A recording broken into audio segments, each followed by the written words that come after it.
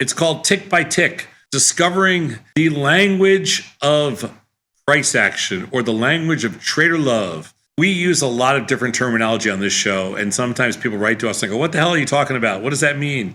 Help me. Well, here you go. There's a lot of unique terminology in finance, especially surrounding quoting conventions. It's not uncommon to hear words like ticks, pips, handles, bips used in the same sentence. What do these words mean, and which markets do they apply to? Remember, we have lots of different markets. So like futures use different terminology than stocks and options. In fact, I'll tell you, when I first got to the trading floor, it took me like 2 months to figure out what people were saying. Like I couldn't understand all the traders have their own language.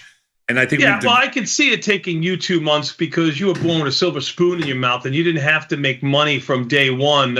It took me 3 years to save $5,000 so I could start trading. And I had no backfill of money that I can rely on. So if I didn't make money from day one, month one, pay all my expenses and, my rent and maybe feed myself if I had time, I couldn't last. Congratulations. So I had to learn the terminology right away. Congratulations. Well, so did I, but that's neither here nor there. It still took Evidently not, as told by the story by you. It still took me a couple months to figure out all the different terminology. Is the minimum amount a price can move for any market. For example, U.S. stocks are quoted in U.S. dollars, and they move in 1 penny increments.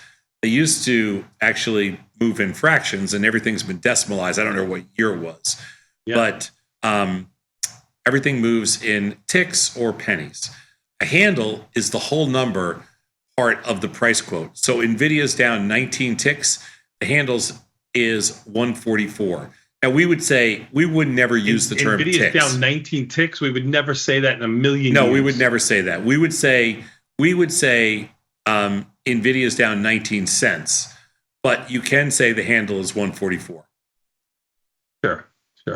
But we would say NVIDIA's down 19 cents, but you can interchange it with ticks if you want. Let's go to the next slide.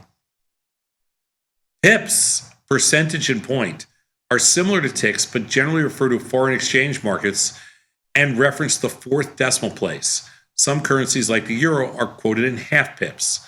So the Aussie dollar is up 8 pips. Yes, this is very unique to the spot FX market and to the and to the futures marketplace for currencies. We don't quote things in pips very often, but we will say they moved like this morning, the euro moved 120, 120 pips, something like that. But because we don't want to confuse everybody, but this is how foreign currencies are quoted. They're quoted in pips, percentage and point. Bips, which are basis points, represent 0.01%. So a 1% move is equal to 100 basis points. This is a lot how we talk about, for example, bonds. We'll say, when they go from, 4.3 to 4.4, we'll say they moved 10 basis points, that kind of thing. So this is most often used in reference to debt yields. We will talk about basis points all the time when we talk about, how interest rates move and when we talk about what the Fed does. Like, for example, we put here today, the Fed met today, they raised short-term interest rates by 25. So pips are for foreign currency quotes. Bips or basis points are for interest rates. And ticks are, usually used for futures trading. I would say we use it more. We use it for futures trading, and in the stock world, we use cents. That's probably the easiest way for us to say.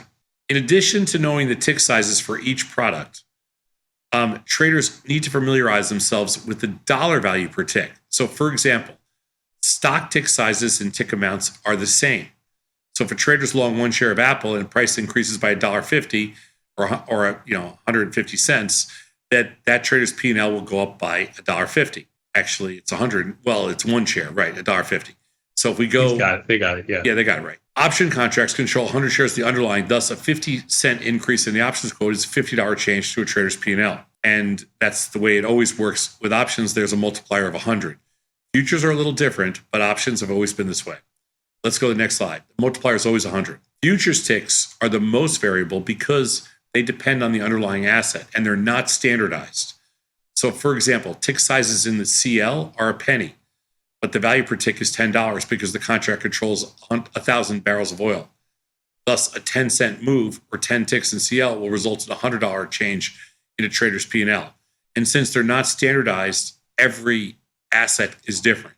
That's what makes futures a little more complicated. We call that nuanced know-how. That's the challenge with futures. It's not the trading part. It's just knowing what the tick sizes are.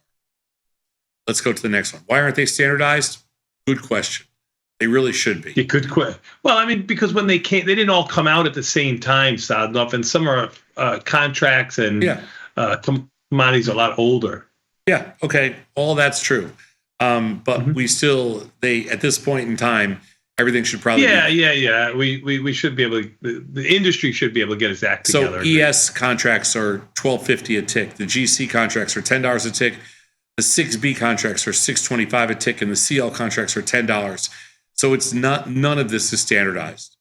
That's what makes it challenging. The trading's the same, but that's what makes it challenging. Basis points always refer to 0.01 basis points. It refers to the whole number part of the price quote, and pips refer to the fourth decimal place of the currency pair quote. Tick sizes and value per tick vary across multiple products, especially futures.